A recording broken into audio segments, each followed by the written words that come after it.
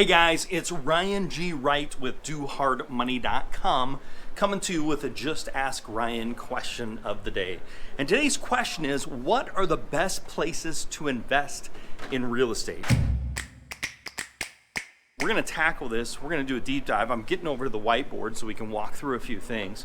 But if you've got a question you'd like to have me answer, type it in the comments below. And when you type it in the comments below, I'll put together a video just like this one where we can talk about whatever question you may have, and we can make sure we get it answered. And I'll put a video together just like this for you and for anybody else on YouTube that's interested in it.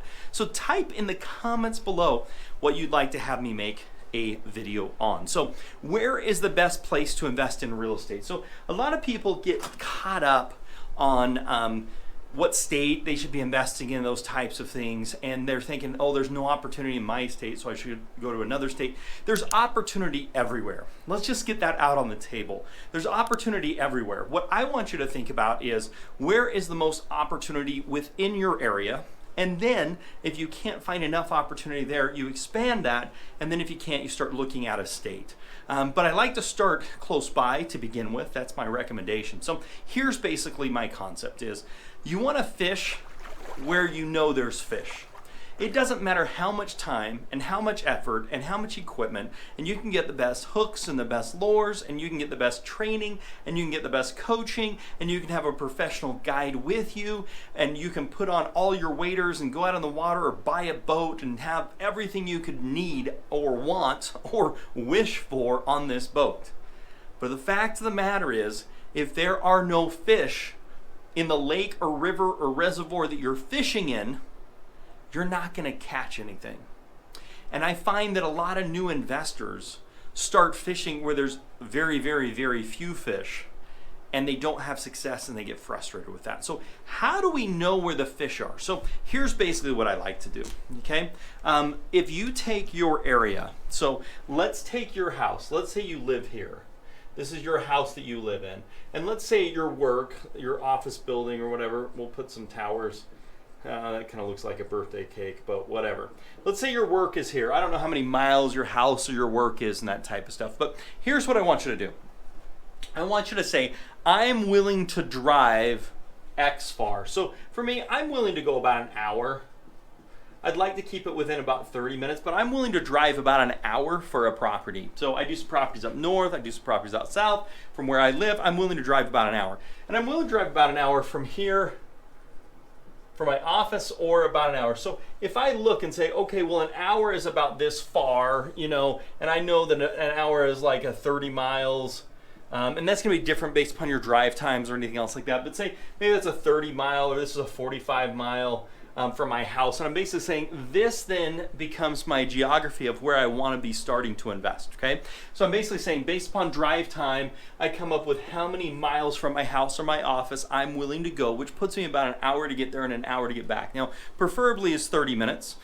So what I'm going to do is I'm going to start with this radius search, which is going to be about a 30-minute drive time. And if I can't find what I need, then I'm going to go to like an hour drive time, 1 hour, which basically just expands how many miles from my property I can do this. It's called a radius search. You can do it on Google. You can look at some drive times and be like, okay, this is kind of the general area that I want to be in. Now, within this area, you've got, you know, there's one county here, there's another county up here, there's another county down here. So I'm actually bordering 3 different counties that I can be investing in. You might be doing the same, and then inside those counties, you've got these little cities. This is a city, this is a city, this is a city, there's a city here, there's a city here, there's a city here, blah, blah, blah. And then within that, you've got individual zip codes, so these become zip codes. So what I do is I take this county, and I'm going to build a list. So I take this county, okay, and then what I do is I sort it by zip codes. And then I compare those zip codes in the county to make sure they're within my 30-minute or hour drive, whichever I'm doing. And the ones that are they within 30-minute? If the answer is yes, then they make my list to search. This becomes my search list. This is the ones that I'm actually going to do my searching on. But what am I searching? I am searching for cash sales.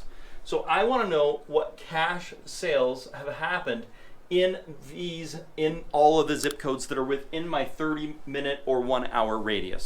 So let's get back to the fishing analogy here. If I am fishing, I want to fish where the most fish are. So the best indicator I have as to where the most fish are is I want to know how many cash transactions have happened in that zip code in the last year. So I'm saying, hey, in these zip codes, by zip code, I want to know cash buyers in the last 1 year. I want to know cash transactions. This tells me how many cash sales happened within the last year. That probably means it was an investor, right? That probably means it was an investor. It doesn't even mean they got a hard money loan, because that would show up as a loan on the property. This is somebody that actually physically paid cash for the property. So I don't want you to think this is how much investment opportunity is out there, because there's so much more opportunity. Most people are getting hard money loans, but this gives me an idea. It's the best indicator I have as to the cash, to what type of movement is happening. I want to make sure deals are happening.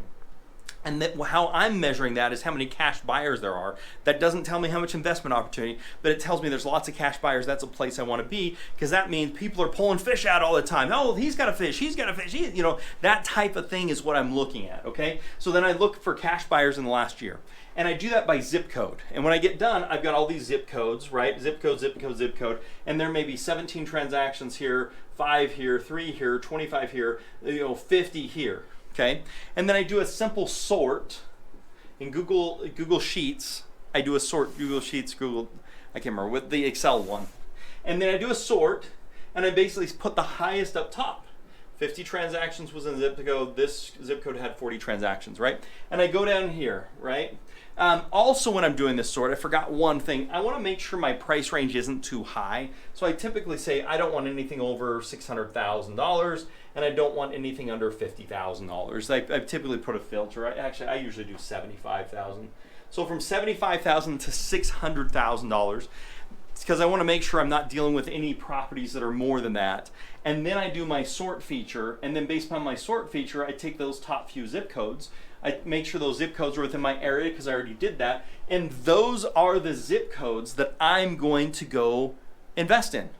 That's where I'm going to spend my time. Now, I'll make investments anywhere if the opportunity comes to me, but if I'm going after the opportunity, I want to make sure it's close proximity to my house, no more than 30 minutes, maybe an hour if I have to. I'm only going to go an hour if I can't find enough opportunity. But I'll go 30 minutes from my house or from my office. Then I'm going to look at the zip codes. I'm going to take out anything that's not within 30 minutes. I'm going to look for cash buyers within a year within price ranges that are properties that I'm going to want to be flipping. I'm then going to sort that by zip code as to how many cash buyers they are. I'm going to take the first few cash buyers that show up on that with the most cash buyers, and those are the zip codes that I'm going to be targeting. Now you're going to ask me, okay, now how do I target within this zip code? And what you're going to do is called driving for dollars. So let's say this is the first zip code that you want to do. What you're going to do is you're going to drive every single street and every single road within that entire area, everything. And if you're a member of ours, you've got an app that will walk this through for you, right? And the app will keep track of where you've driven to make sure you've driven everywhere. And when you drive by a property and you see something, you're looking for disrepair, you're looking for neglect, you're looking for signs that this property probably wouldn't sell to a traditional buyer and is going to need some work on it.